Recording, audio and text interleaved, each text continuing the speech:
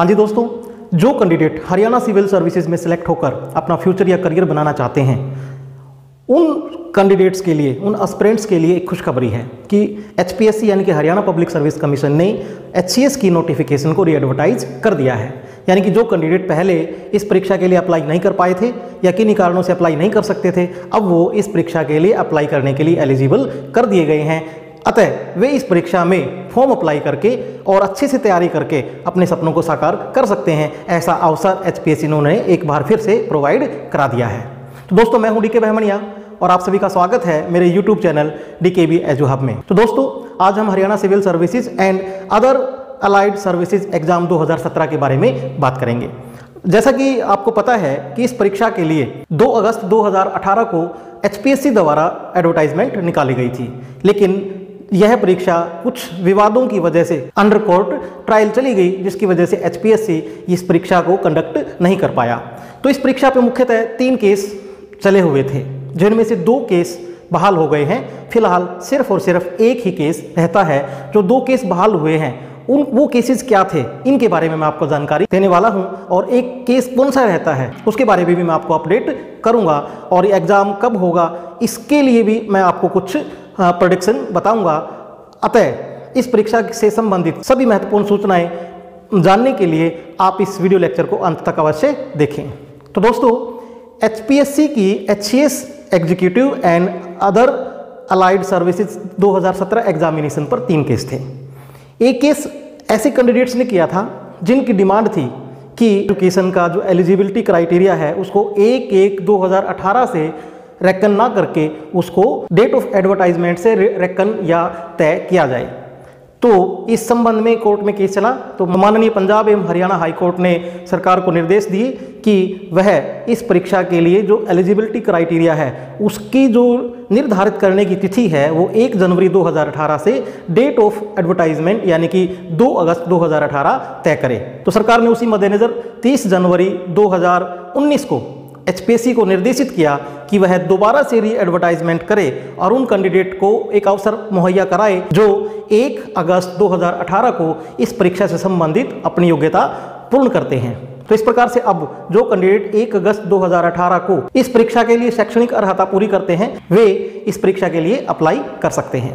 जो दूसरा court case था वह था हरियाणा की खेल नीति को लेकर के।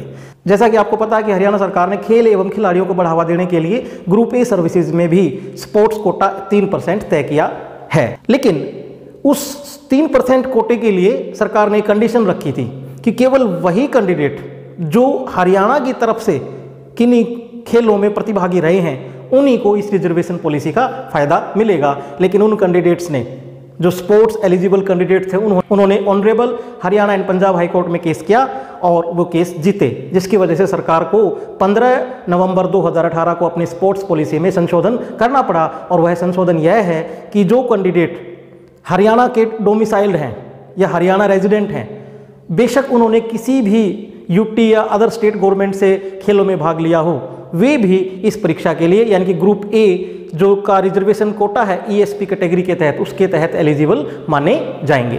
सिंपल वर्ड्स, यहाँ पर 3 प्रकार के कैंडिडेट्स फायदा होने जा रहा है। एक तो वो कैंडिडेट जो 1/1/18 को तो एजुकेशन क्वालिफिकेशन पोजेस नहीं करते थे, परंतु वो 1/8/18 को अपनी एजुकेशन क्वालिफिकेशन पूरी कर पा रहे हैं, क्योंकि इन बिटवीन एक एकेडमिक सीजन जो कि अप्रैल मई में एग्जाम होते हैं उसका रिजल्ट भी आ गया है, उसकी उनके पास मार्कशीट भी है, तो वो 1/8/18 को एलिजिबल हो गए हैं, वे इस परीक्षा के लिए अप्लाई कर सकते हैं।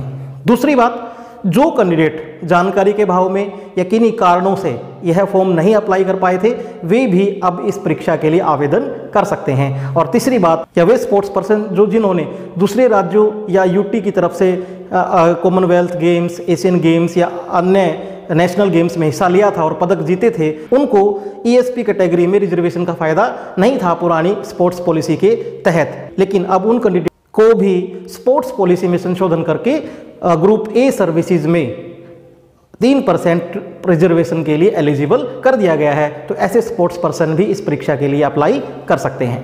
अब तीसरी बात हम करेंगे कि एक अन्य केस है जो एचसीएस एग्जाम पर चला हुआ है, वह है सीसेट को लेकर के। आपको पता है कि एचपीएससी ने प्रथम बार एचसीएस एग्जाम प्रिलिमिनरी में जीएस पेपर के साथ सीसेट पेपर को ऐड किया है। चूँकि ये सीसेट पेपर यूपीएससी 2010-12 से ले रही है और यूपीएससी में सीसेट का जो पेपर है वो क्वालिफाइंग है, एचपीएससी ने सीसेट को कंपलसरी बना दिया और उसको मेरिट में ऐड कर दिया, जिसकी वजह से कुछ आर्ट संकाय के जो छात्र हैं उनको शंका थी कि सीसेट की वजह से उन्हें साइंस जो मीडियम के छात्र हैं या कैंडिडेट्स हैं उनके समान अवसर नहीं मिलेंगे, इसलिए उन्होंने इस भर्ती पर केस किया हुआ है।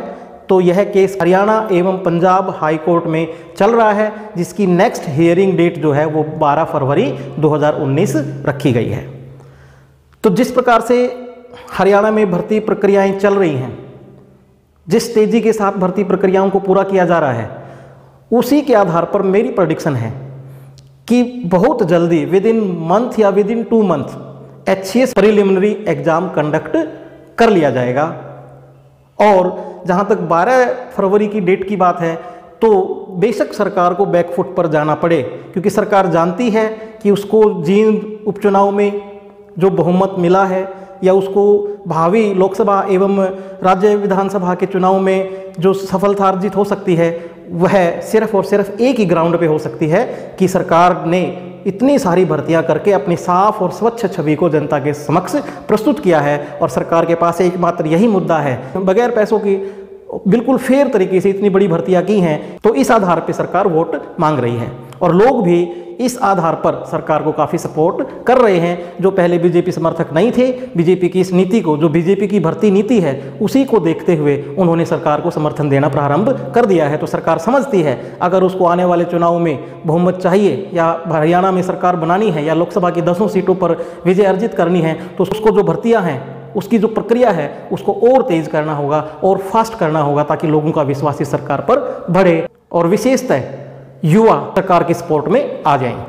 तो दोस्तों यही कारण है, आप ये मान कर ना चलें कि आगे लोकसभा के चुनाव होने हैं, 3 या 5 मार्च के आसपास आचार संहिता लग जाएगी। मैं आपको जनरली बता दूं कि एचपीएससी अगर कोई एग्ज़ाम कंडक्ट करती है तो उस पर आचार संहिता का कोई असर नहीं होता।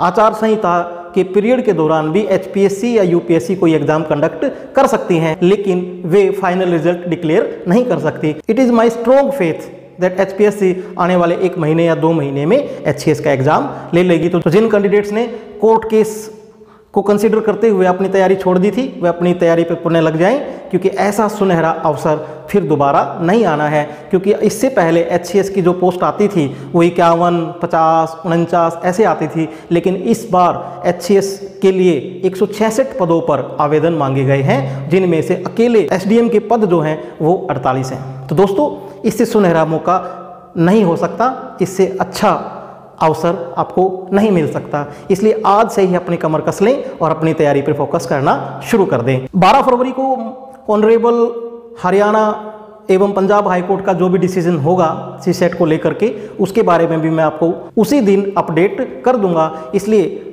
एचसीएस एग्ज़ाम की अपडेशन के लिए कि एग्ज़ाम कब होगा, एग्ज़ाम में क्या पढ़ना है, आप मेरे चैनल को सब्सक्राइब अवश्य कर लें। और मेरा जो ये यूट्यूब चैनल है, इस पर मैंने हिस्ट्री, साइंस, एडवांस मैथ जो कि सीसेट में परम्यूटेशन, कॉम्बिनेशन, प्रोबेबिलिटी आदि टॉपिक से सवाल पूछे जाते हैं, उनकी शुरुआत पहले से ही कर दी है। और मेरे सारे लेक्चर अपने आप में संपूर्ण होते हैं, जिनसे आपको परीक्षा में काफ़ी लाभ हो सकता है। दोस्तों जहाँ तक हम एचसीएस जीएस पेपर की बात करते हैं, तो उस पेपर में 25 क्वेश्चन आउट ऑफ 100 अकेले हरियाणा जीके से पूछे जाने हैं। उसके अलावा 10 से 15 जो क्वेश्चन हैं वे पॉलिटी सेक्शन से पूछे जाते हैं। उसके बाद सबसे ज़्यादा जो सवाल पूछे जाते हैं वो साइंस और एनवायरनमेंट स्टडीज़ से पूछे जाते हैं। दोस्तों इसी बारे में मैं आपको बता देना चाहता हूं कि यूट्यूब चैनल के अलावा मेरा अपना एक पब्लिकेशन भी है, जिसका नाम है तनिषा पब्लिकेशन। और इसी पब्लिकेशन की हरियाणा जीके पर मार्केट में सर्वत्र मेरे द्वारा यानी कि डीके बहमनिया द्वारा लिखित एक बुक अवेलेबल है।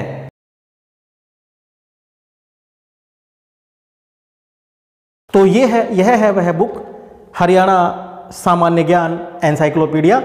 यह जीके पर एक विस्तृत अध्ययन है, जिसको मैंने काफ़ी रिसर्च के बाद तैयार किया है। इसके अलावा हरियाणा करंट अफेयर से सवाल पूछ लिए जाते हैं, तो उसके लिए भी मार्केट में मेरे द्वारा लिखित तनीषा पब्लिकेशन की एक बुक उपलब्ध है, हरियाणा करंट अफेयर्स। इसमें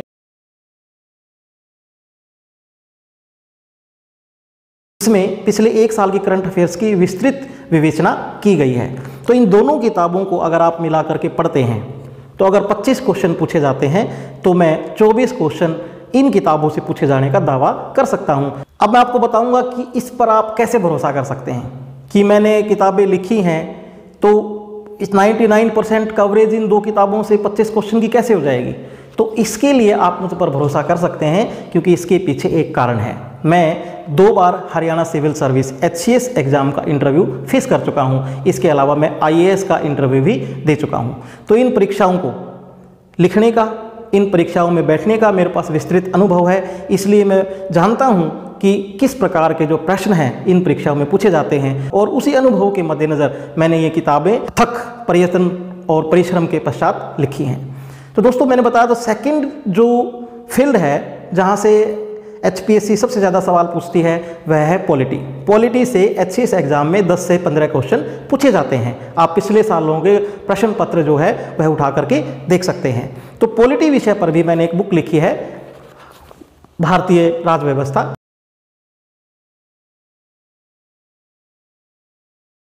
मात्र 98 पेज में यह पुस्तक है, लेकिन यह पुस्तक गागर में सागर की तरह है। इसमें भारतीय राज व्यवस्था से संबंधित सभी टॉपिक्स को आसान भाषा में गहन संकल्पना के साथ शामिल किया गया है। तो आप ये 3 बुक स्टडी करके इस परीक्षा में 40 के लगभग मार्क्स स्कोर कर सकते हैं और अपनी सफलता सुनिश्चित कर सकते हैं। आगे भी मैं बुक लेखन में कार्य कर रहा हूं। आने वाले 10, 15, 20 दिनों में साइंस और इतिहास विषय पर भी मार्केट में पुस्तकें उपलब्ध हो जाएंगी। तो दोस्तों, इस परीक्षा में सफलता अर्जित करने के लिए आप मुझसे, मेरे पब्लिकेशन से और मेरे YouTube चैनल से लगातार जुड़े रहें, क्योंकि जो भी मेरे लेक्चर होते हैं वो इसी परीक्षा के मद्देनज़र तैयार किए जाते हैं, बनाए जाते हैं। तो आशा करता हूं कि यह वीडियो आपको पसंद आया होगा। अगर यह वीडियो आपको पसंद आया है तो आगे आने वाले महत्वपूर्ण लेक्चर्स के लिए आप मेरे चैनल को सब्सक्राइब अवश्य कर लें और बेल आइकन दबाना बिल्कुल भी मत भूलें,